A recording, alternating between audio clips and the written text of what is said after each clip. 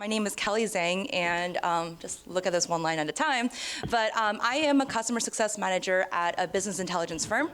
I am also a VP of Ascend, so for those of you who do not know what Ascend is, it's a nationwide organization spanning around 60,000 members focused on empowering the Pan-Asian community to overcome the bamboo ceiling and model minority label. I am also an Instagram influencer, micro-influencer, as a foodie helping restaurants and brands. I also created a consulting training program really focused on case study methodology. I'm also an events planner for nightclubs, bars, restaurants, and other social gatherings. I do a lot of ad hoc speaking events such as this, where I talk about a variety of different topics spanning from conventions, corporate outings, or any sort of university event. I also do a lot of mentoring of students specifically in universities. I oversee 8 schools at Ascend, so I have a lot of students under those as well. And I do a lot of ad hoc projects, so things such as hair modeling, which is actually the picture that you saw earlier is a hair modeling picture, video editing, producing, and photography. So to throw some numbers at you, I work about 100 plus hours a week, so it is quite a bit. And to really help you visualize it, this is what my Google Calendar looks like. And this actually does not include anything from my full-time client-facing job. So you can just imagine from what I do as a CSM, there's a lot more going on here. So clearly, I am busy AF. And what I'm here today is to really talk to you about how I manage all of this, but then also maintain mental sanity and not really burn out throughout the process. And in order for me to do so, I have established 3 rules for myself to get me through all of this. Rule number 1 is I do conduct a periodic evaluation of my work. Every now and then, I'll sit down and take a look at everything that I'm doing and reflect. And from my reflection, I develop these questions. So the questions go, does this make me happy? Well, how does it make me happy? What are the pros and cons? Do the pros outweigh the cons? Am I doing this for the right reason? Am I getting a return on the effort invested? Is the path forward clear or uncertain? Is this making me a better person? And does this help me achieve my ultimate goal? So I developed these questions in this framework really from a lot of toxic work environments, challenging team situations, under-resourcing on certain projects, and all spectrums of my experience. And I think a really good example of this framework being applied would be actually for my nonprofit Ascend. So I'm actually celebrating my 8th year anniversary this month, which is super exciting. So, just to run through this real briefly through using Ascend as an example. So Ascend, yes, Ascend is an organization I've been involved with for such a long time, and it's consistently made me happy, and it's made me happy because using my own unique skill set, I'm able to empower university students to become change agents for the Pan-Asian community.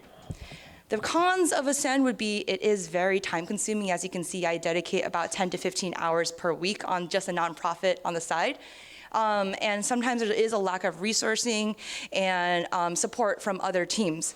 But the pros of seeing my students succeed far outweighs those cons.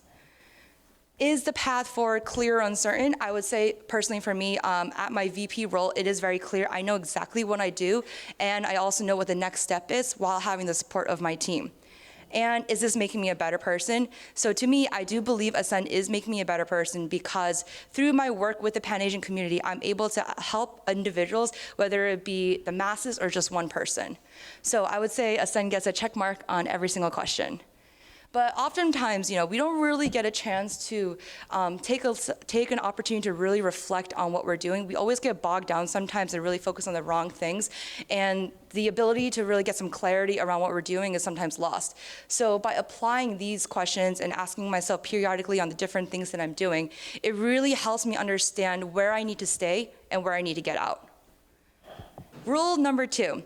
Is identifying a source of energy. So for some people, it could be Netflix, it could be going on a hike, it could be cooking, shopping, video games, whatnot. A lot of my friends actually call me a hyper extrovert, which means I need massive, massive amounts of social interaction. But given my limited time, I actually have to make sure I place out my schedule, and this is how my schedule falls. So for family time, I give them Sunday early morning or afternoon, as well as I get them one dinner throughout the workday. Both my parents work in New York City. My dad actually works on the same block as me, which is pretty nice. And then they live in Jersey, so that's why I always make sure that I at least see them once a week. Next goes into my friends. So Thursdays to Saturdays are reserved for my friends, but given the limited time that I have, I do prioritize what kind of interactions I have with my friends.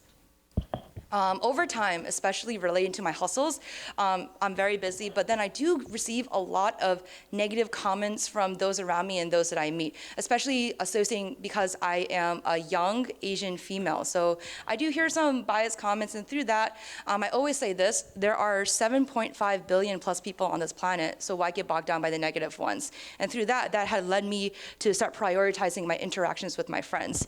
So my list is as follows. Friends from out of town or out of the country are a top priority. Most of my closest friends don't reside in New York City. They're out in Asia, they're in Pennsylvania, Texas, or California. So they're not in New York City often, and whenever they are, I clear my calendar completely for them.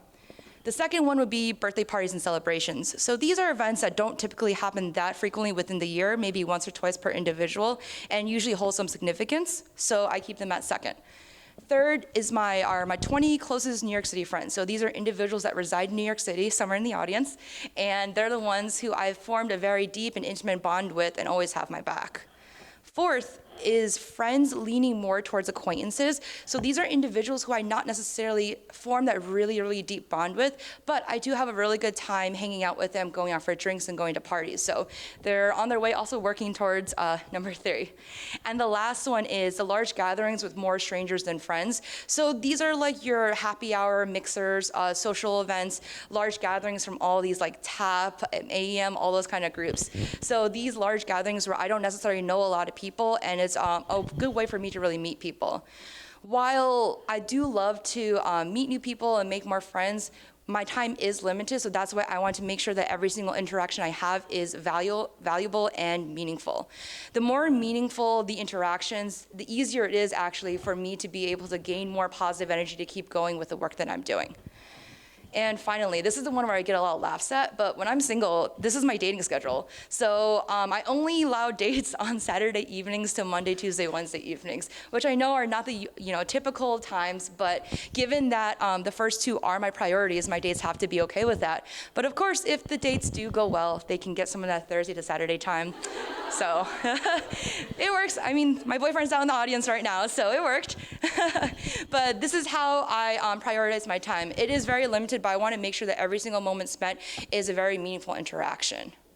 And the third rule is very simple, very basic. It is the maintaining of your basic human needs. And for me, that is sleep and fitness. So I only need 4 hours of sleep. Anything less, it's going to need some coffee. But as long as I get 4 hours, I can fully function. And is that crazy? Okay, is that crazy? But yeah, so as long as I get 4 hours, I can function like a normal human being. Anything less, we'll need some coffee. In terms of fitness, I do try to at least box or Muay Thai once every day. If I can't, then I'll make sure to incorporate some sort of workout in my office. It sounds simple enough, but I'm pretty sure a lot of us do struggle with this to a degree. These rules really do stem from a firm belief that I have, and that is money comes and goes, but time is something that you'll never get back. Every single interaction, every single moment I dedicate to work, I want it to be very meaningful. In the past, when I was working my last 2 jobs, those 2 jobs actually made me work 100+ hours a week alone, not including all of the side hobbies and things that I do as well. And that resulted in depression, hitting rock bottom. I was hurting my relationships with my friends. I was very visibly stressed and isolating myself. But ever since I started applying this framework, I've been able to reevaluate, start a new job, regain my friendships, and have an overall more positive look on life, and I rarely feel lonely. As simple and as basic as the work-life balance concept is, oftentimes we don't really get that time to really sit down, reflect, and prioritize. And a lot of us don't understand really the toll that our schedule can have on our own mental well-being. So these rules are what I do in order to make sure that everything I'm doing, I still have the energy to keep going forward with a positive outlook. And I challenge everyone here to make your own rules, be proactive, not reactive to burnout, and go have a date with your Google Calendar. Thank you.